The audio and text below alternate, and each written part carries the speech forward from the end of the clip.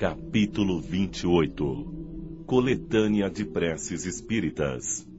Introdução. Os espíritos sempre disseram: a forma não é nada, o pensamento é tudo. Cada um deve orar conforme suas convicções e do modo que mais lhe agrade, e que mais vale um bom pensamento do que muitas palavras que não tocam o coração. Os espíritos nunca determinaram uma fórmula padrão de preces. Quando a dá, é apenas para fixar as ideias e para chamar a atenção sobre alguns princípios da doutrina espírita. Tem também como objetivo ajudar as pessoas que sentem dificuldade em expressar suas ideias, pois há quem pense não ter orado se seus pensamentos não foram bem formulados. A coletânea de preces contidas neste capítulo é uma seleção dentre as que foram ditadas pelos espíritos em diferentes ocasiões, em termos apropriados a certas ideias ou a casos especiais. Mas pouco importa a forma se o pensamento fundamental é o mesmo. O objetivo da prece é o de elevar nossa alma a Deus. A diversidade das fórmulas não deve estabelecer nenhuma diferença entre os que nele creem e, ainda menos, entre os espíritas, pois Deus aceita todas quando são sinceras. Não se deve considerar esta seleção como um formulário único, mas apenas como uma variedade entre as instruções que os espíritos dão. É uma aplicação dos princípios da moral evangélica desenvolvidos neste livro, um complemento dos seus ditados sobre os deveres para com Deus e o próximo, em que são lembrados todos os princípios da doutrina espírita. O Espiritismo reconhece como boas as preces de todos os cultos quando ditas de coração, e não da boca para fora. Não impõe nem censura nenhuma.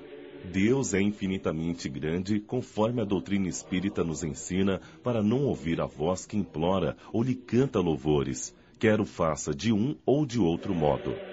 Todo aquele que lançasse a maldição contra as preces que não fazem parte de seu formulário, provaria que desconhece a grandeza de Deus. Acreditar que Deus se apegue a uma fórmula e atribuir-lhe a pequenez e as paixões da humanidade. Uma condição essencial da prece, conforme nos diz o apóstolo Paulo, é a de ser inteligível, bem compreendida, a fim de que possa ser sentida com a alma. Precisa ser dita numa língua entendida por aquele que ora. Há preces em linguagem comum que não dizem muito mais ao pensamento do que se fossem feitas numa linguagem desconhecida e que, por isso mesmo, não tocam o coração. As raras ideias que encerram são, muitas vezes, sufocadas pela grande quantidade de palavras e pelas ideias místicas da linguagem. As principais qualidades da prece são a clareza, simplicidade, precisão, sem excesso de palavras, nem adjetivações inúteis que apenas são enfeites de brilho falso. Cada palavra deve ter sua importância, relevar uma ideia, tocar a alma, deve nos fazer pensar. Somente com essa condição, a prece pode atingir seu objetivo, de outro modo, é apenas palavreado. Notai com que ar de distração e desinteresse as preces são ditas na maioria dos casos. Vêem-se lábios que se movimentam, mas na expressão do rosto e mesmo no som da voz, se reconhece que é um automatismo, puramente exterior, ao qual a alma permanece indiferente. As preces reunidas nesta coletânea estão divididas em 5 categorias: preces em geral, preces para si mesmo, preces pelos encarnados, preces pelos desencarnados, preces pelos doentes e os obsediados. Com o fim de chamar a atenção mais particularmente sobre o objetivo de cada prece e tornar mais compreensível o seu sentido, são todas precedidas de uma exposição de motivos sob o título de instrução preliminar. Preces em geral. Oração dominical. Instrução preliminar. Os espíritos recomendaram colocar a oração dominical, o Pai Nosso, no início desta coletânea, não somente como prece, mas também como símbolo. De todas as preces, é a que colocam em primeiro lugar, porque veio do próprio Jesus. Mateus, capítulo 6, versículo 9 a 13. E porque pode substituir a todas conforme a ideia e o sentimento que se lhe atribua. É o mais perfeito modelo de concisão, verdadeira obra-prima, sublime na sua simplicidade. De fato, sob a forma mais singela, resume todos os deveres do homem para com Deus, para consigo mesmo e para com o próximo. Encerra uma profissão de fé, um ato de adoração e de submissão, o pedido das coisas necessárias à vida e o princípio da caridade. Dizê-la em intenção de alguém é pedir para outrem o que se pediria para si mesmo. Mas, em virtude de ser concisa, o profundo sentido contido nas poucas palavras que a compõem escapa à maioria. É por isso que a oração dominical é, muitas vezes, dita sem fixar o pensamento sobre o sentido de cada uma de suas partes. Dizem-na decorada como uma fórmula, cuja eficiência está condicionada ao número de vezes que é repetida e, quase sempre, esse número é cabalístico, 3, 7 ou 9. Tirado da antiga crença supersticiosa do poder atribuído aos números e em uso dos círculos da magia.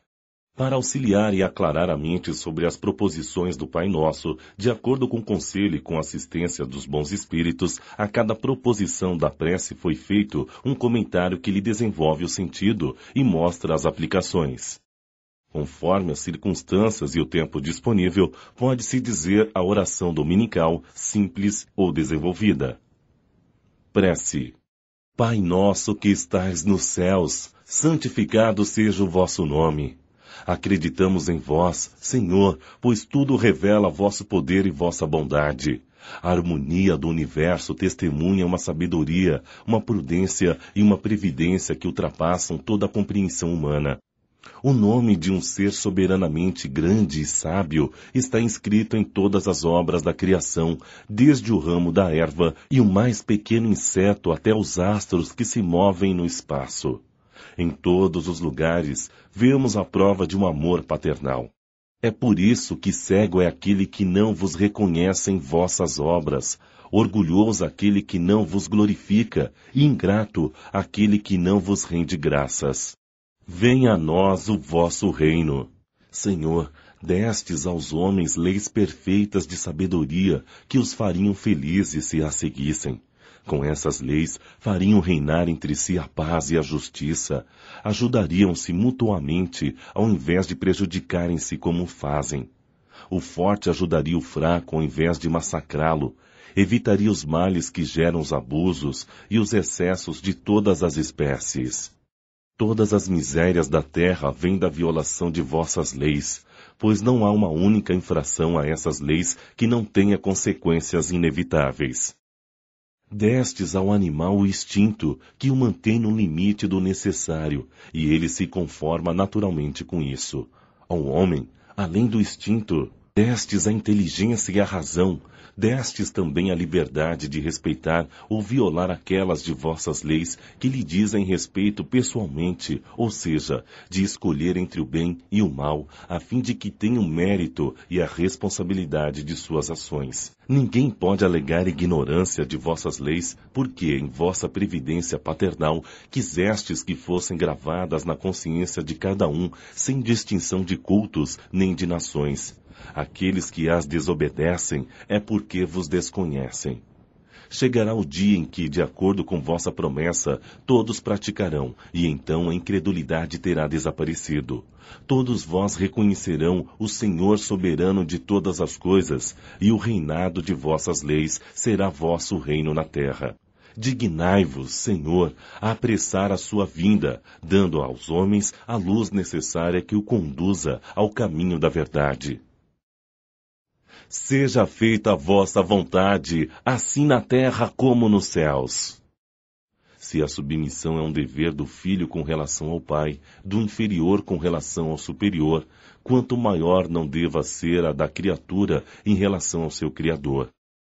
Fazer vossa vontade, Senhor, é obedecer vossas leis e se submeter sem lamentações aos vossos decretos divinos.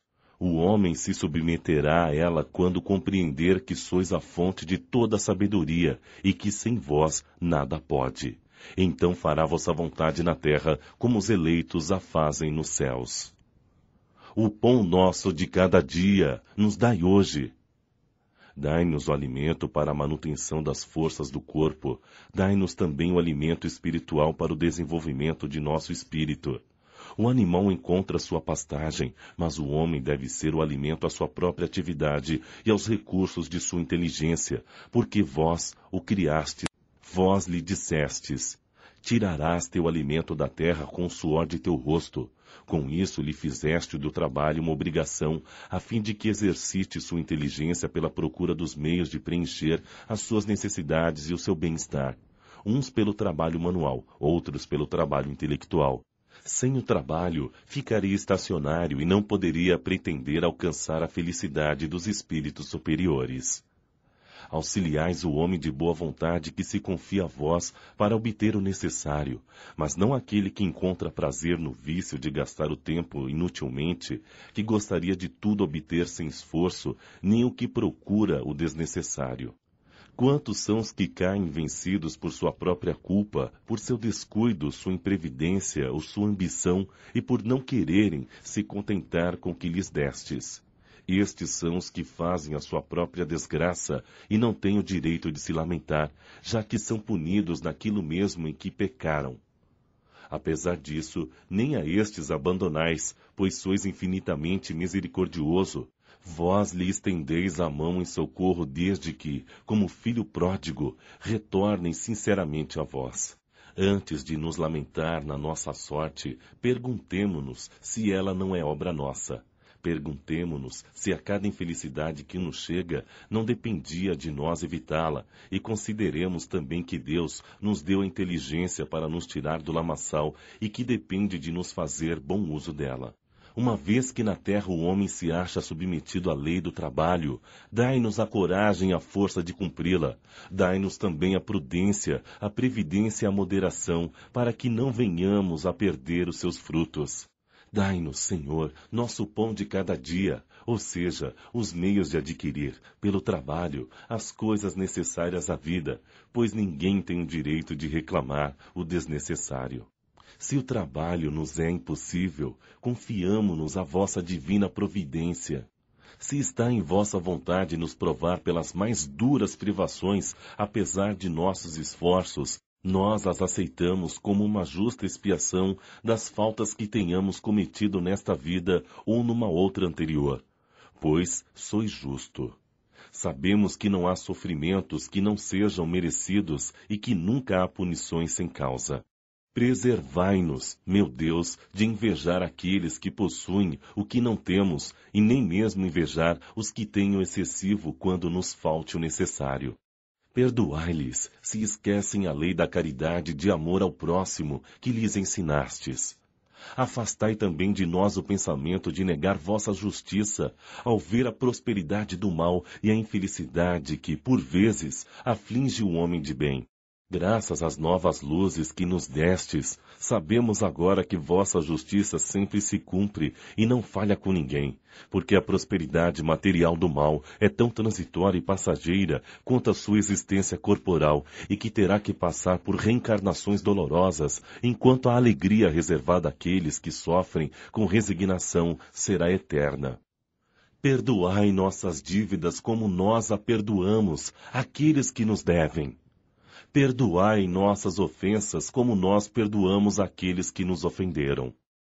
Cada uma de nossas infrações às vossas leis, Senhor, é uma ofensa que vos fazemos, é uma dívida contraída que cedo ou tarde será preciso resgatar. Solicitamos o perdão de vossa infinita misericórdia e vos prometemos empregar nossos esforços para não contrair novas dívidas. Na caridade, nos ensinastes a maior das leis, mas a caridade não consiste somente em amparar ao semelhante na necessidade, consiste também no esquecimento e no perdão das ofensas. Com que direito reclamaríamos vossa indulgência, se nós mesmos não usássemos dela para com aqueles dos quais temos do que nos queixar? Dai-nos, meu Deus, a força para apagar em nossa alma todo o ressentimento, todo o ódio e todo o rancor. Fazei com que a morte não nos surpreenda com nenhum desejo de vingança no coração. Se for de vossa vontade nos retirar hoje mesmo da terra, fazei com que passamos nos apresentar diante de vós puros, libertos de ódio, como um Cristo cujas últimas palavras foram de perdão em favor dos seus martirizadores. As perseguições que os maus nos fazem suportar são parte das novas provas terrenas. Devemos aceitá-las sem lamentações, como todas as outras provas, e não amaldiçoar aqueles que com suas maldades nos dão a oportunidade de perdoar-lhes, abrindo-nos o caminho da felicidade eterna, já que nos dissestes pelo ensinamento de Jesus: bem-aventurados os que sofrem pela justiça. Bendigamos a mão que nos fere e nos humilha, porque sabemos que as angústias do corpo fortalecem nossa alma e seremos glorificados em nossa humildade. Abençoado seja o vosso nome, Senhor, por nos teres ensinado que nossa sorte não está irrevogavelmente fixada após a morte, que encontraremos em outras existências os meios de resgatar e reparar nossas faltas passadas e de cumprir em uma nova vida o que não pudemos fazer nesta para o nosso adiantamento. Assim se explicam todas as desigualdades aparentes da vida terrena. É a luz lançada sobre nosso passado e nosso futuro o sinal evidente de vossa soberana justiça e de vossa bondade infinita. Não nos deixeis cair em tentação, mas livrai-nos do mal. Dai-nos, Senhor, a força para resistir às sugestões dos maus espíritos que, inspirando-nos maus pensamentos, tentam nos desviar do caminho do bem. Somos espíritos imperfeitos, encarnados na terra para expiar nossas faltas e melhorar-nos. A principal causa do mal está em nós mesmos, e os maus espíritos apenas se aproveitam de nossas más inclinações e vícios para nos tentar. Cada imperfeição é uma porta aberta à influência deles, conquanto são impotentes e renunciam a qualquer tentativa contra os seres perfeitos. Se não tivermos vontade firme e determinada para praticar o bem e renunciar ao mal, tudo o que fizermos para afastá-los será inútil. Portanto, precisamos direcionar nossos esforços para combater as nossas más inclinações e os nossos vícios. Então, os maus espíritos naturalmente se afastarão, porque é o mal que os atrai, enquanto o bem os repele. Senhor, sustentai-nos em nossa fraqueza, inspirai-nos pela voz de nossos anjos guardiões e pelos bons espíritos a vontade de corrigir nossas imperfeições, a fim de impedir aos espíritos impuros o acesso à nossa alma. Senhor, como sois a fonte de todo bem, não criais nada de mal, não podendo, por isso, o mal ser obra vossa. Nós mesmos o criamos ao desprezar as vossas leis e pelo mau uso que fazemos do livre-arbítrio que nos destes. Quando os homens cumprirem vossas leis, o mal desaparecerá da terra, como já desapareceu em mundos mais avançados. A prática do mal não é uma necessidade fatal irresistível para ninguém, e apenas parece irresistível àqueles que nela se satisfazem. Se temos a vontade de fazer o mal, podemos também ter a de fazer o bem. Senhor, meu Deus, é por isso que pedimos vossa assistência e a dos bons espíritos para resistir à tentação. Assim seja. Permite, Senhor, que nossos desejos se realizem, mas curvamo-nos diante de vossa infinita sabedoria. Que todas as coisas que não compreendemos sejam feitas conforme vossa santa vontade, e não a nossa, pois quereis apenas o nosso bem e sabeis melhor do que nós o que nos é conveniente. A vós, meu Deus, dirigimos esta prece por nós em favor de todas as almas sofredoras, encarnadas ou desencarnadas, pelos nossos amigos e inimigos, por todos aqueles que solicitem nossa assistência e, em particular, suplicamos vossa misericórdia e vossa bênção para todos. Reuniões espíritas. Onde quer que se encontrem 2 ou 3 pessoas reunidas em meu nome, eu me encontrarei entre elas. Mateus, capítulo 18, versículo 20. Instrução preliminar. Para as pessoas se acharem reunidas em nome de Jesus, não basta estarem fisicamente juntas.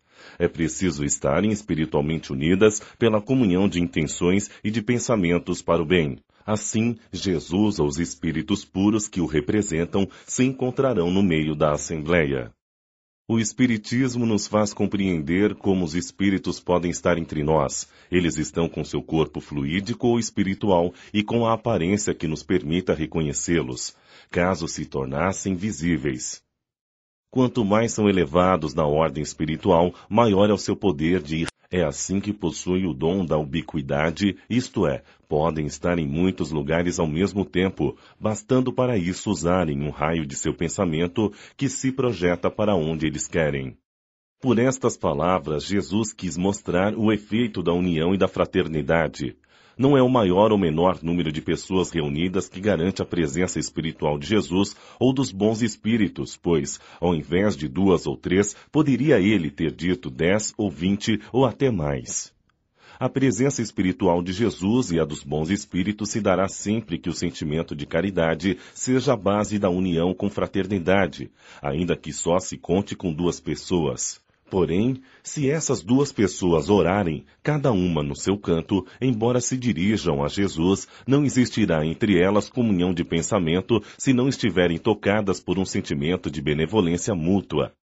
Em se olhando com prevenção, ódio, inveja ou ciúme, as correntes fluídicas de seus pensamentos serão opostas, ao invés de se unirem num impulso comum de simpatia e, assim, não estarão reunidas em nome de Jesus. Jesus será para elas apenas um pretexto da reunião e não um verdadeiro motivo. Isto não significa que Jesus não atenda à voz de uma única pessoa.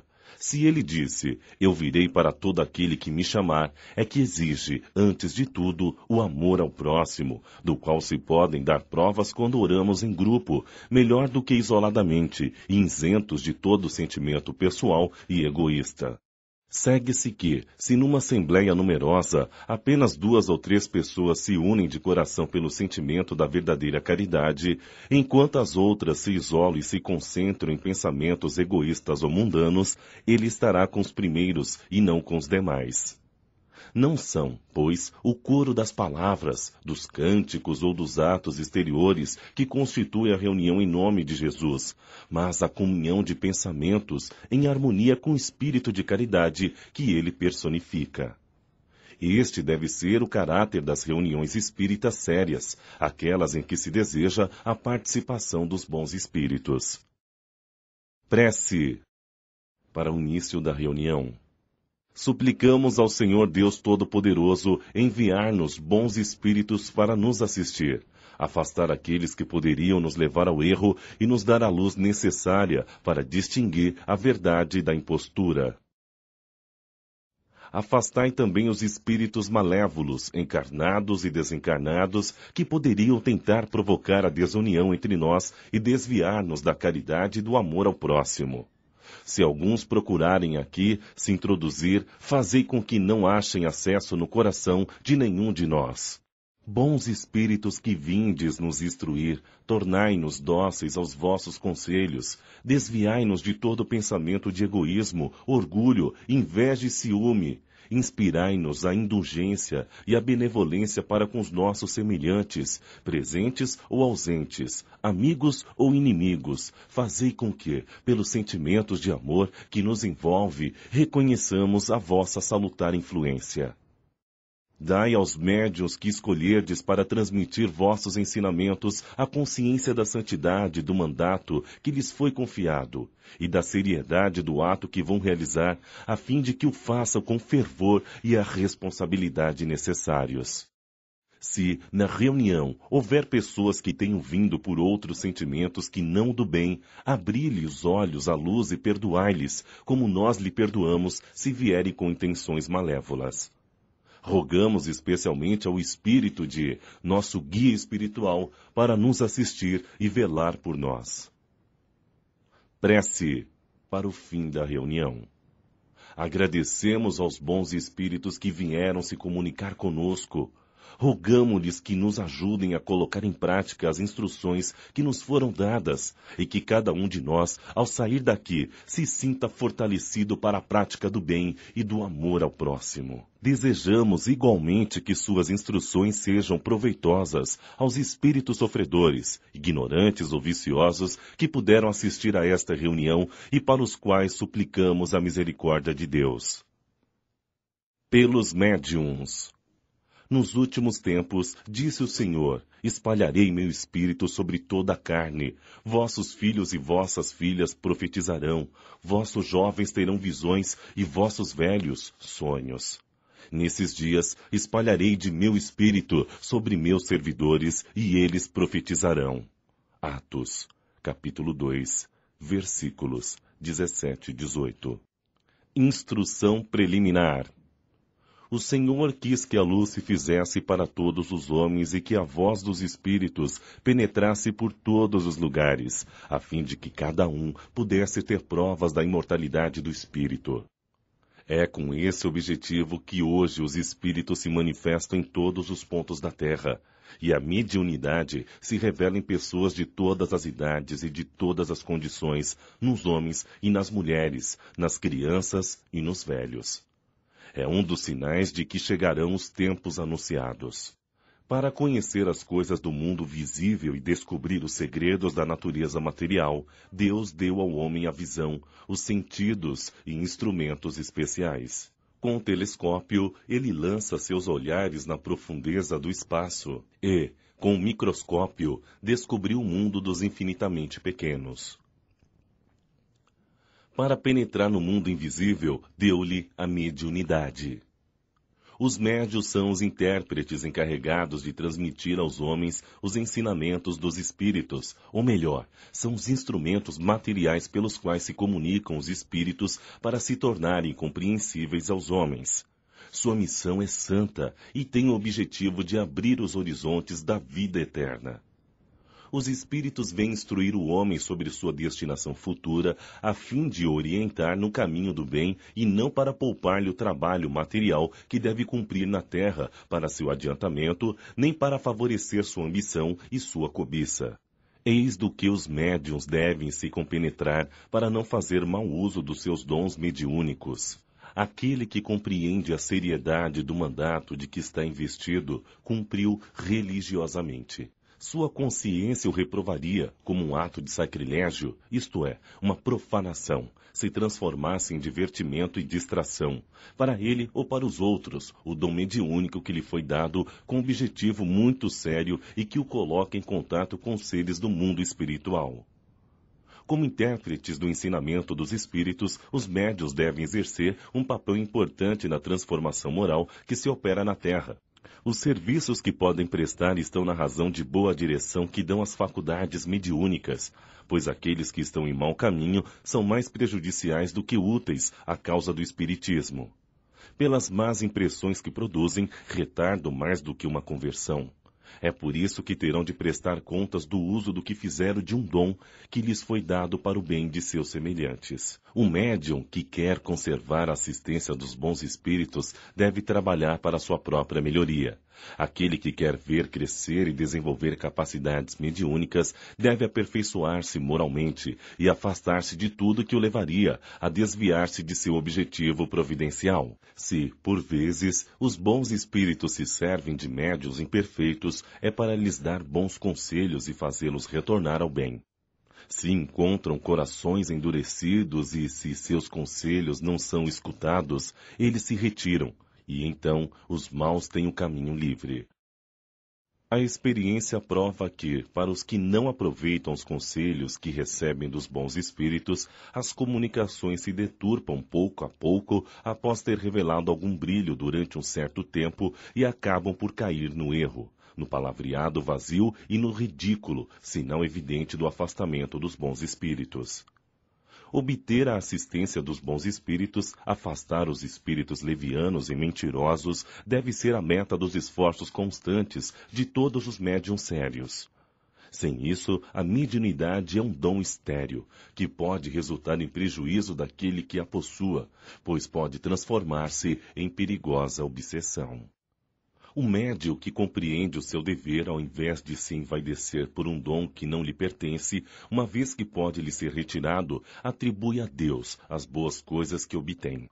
Se suas comunicações merecem elogios, não se envaidece por isso, pois sabe que elas são independentes de seu mérito pessoal e agradece a Deus por ter permitido que os bons espíritos viessem se manifestar por meio dele.